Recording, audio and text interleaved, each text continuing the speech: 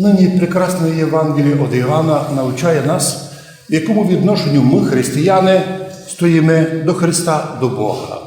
Як нам розуміти, як нам поступати, як нам треба жити, щоб ми жили по Христу і получали від Нього поміч.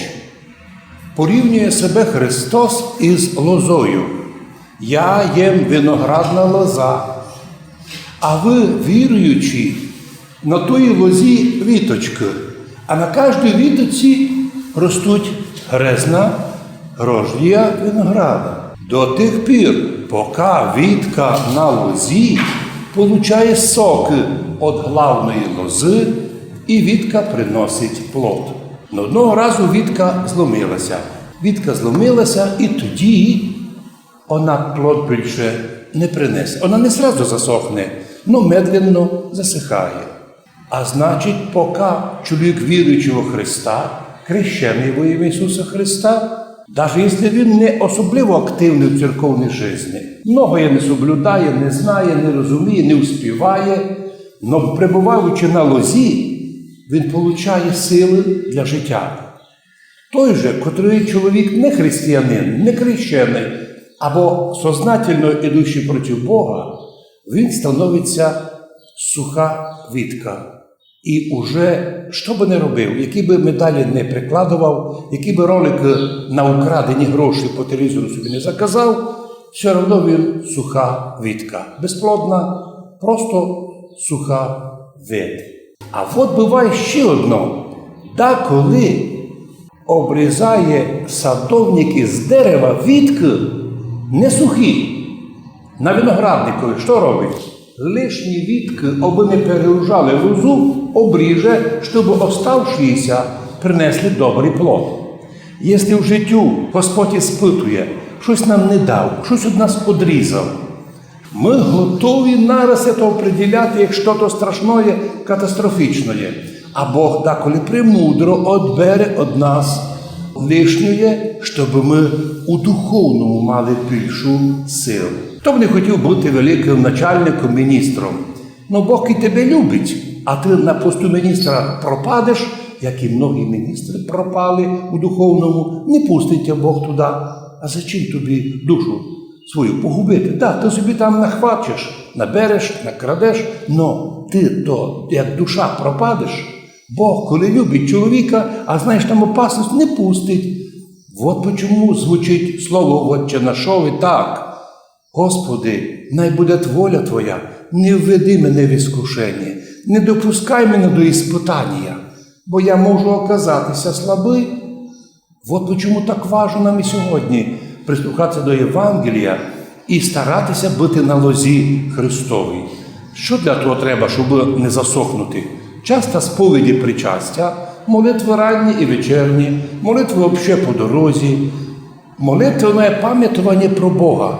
Якщо твій розум, твоє сознання постійно у Бозі, там не є ні одного моменту, щоб сатана заклав тобі свої думки. Но святі отці хором пишуть, від безділля, від того, щоб твій ум не зайнятий молитвою, тобі займися сатана. Тобі бистренько дає сатана задачу напитися, вкрасти, обманути, на блуд піти, з брехачами зв'язатися, від корки до корки читати завідому бульварну газету, а з рана до вечора сидіти перед телевізором, з котрогося рикує ложь. Вот, що тобі сатана дай взамін твої молитви. От чому так важливо ніколи не впускати в себе лишню інформацію. Ти хто, щоб так судити людей, котрі впали в біду? Бог своїми путями їх спасає, различними. І много відвів у сторону. Скільки раз у святих отців подвижників споминання, що люди, попадаючи у всякі тяжкі болезні, потім виходили із них зовсім другими людьми і дякували Богу за болезнь. Ну, це ясно для маленьких дітей, православних людей, увы, непонятно для сучасних мудреців, міністрів, багачів, олігархів, в них лише одно. Всього життя у них так іде, ні сім'ї, ні друзів, ні знайомих. то означає, що ці люди давно духовно померли. Почому? Вони оказалися одрізаними від лози Христової.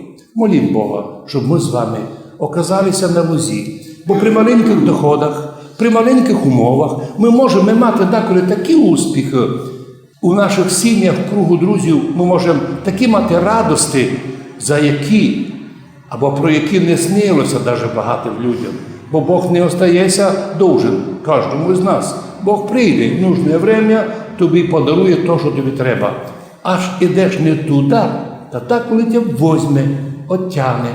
Одна жінка, котра вийшла замуж другий раз, дуже се бідкала і все казала, воліла ногу зломити, і би туди не зробила то, і не мала б тільки проблем. Но одного разу дійсно зломила ногу, і потім сказала, я собі напросила, але я тепер уже знаю, що мене щось чекало недобре там, я по дорозі ногу зломила, щоб я не зробила тот страшніший гріх.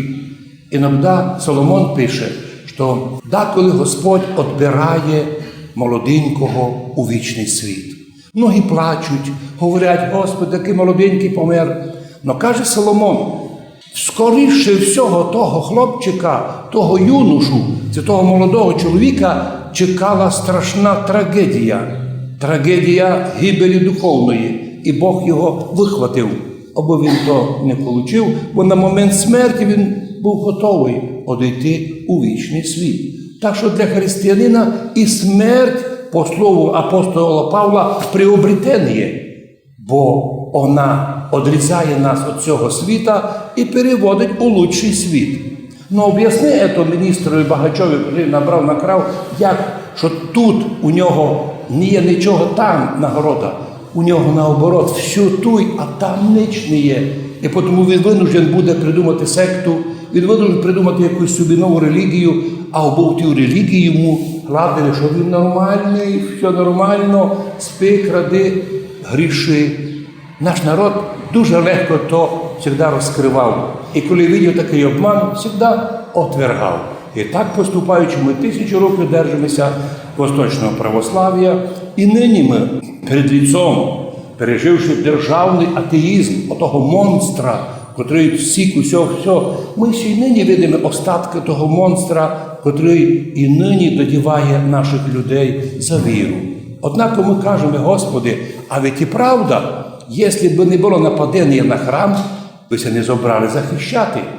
Люди б тоді спомнили, що є загроза. Кожна болезнь, кожна напасть, кожне вражеское нападение часто буває спасительное. У життю так ли буває, що ми, зная, що вороги нас переслідують, завжди ми у тонусі, підтягнуті, як боксер во время боротьби. Там, якщо півсекунди проморгає, він дістане удар, іноді нокдаун. І ми в цьому житті завжди, вместо того, щоб не дати ударити себе, ми кажемо, огради мене, Господи, силою чесного і жудрящого креста. Дай мені силу сопротивлятися злу, а бути на лозі Христовій. Бо так поступаючи, і тут на землі будуть з мене плоди добра, молитви, поста, а в вічності іменно таких плодовитих людей Господь і прийме у Царство Божоє. Амінь.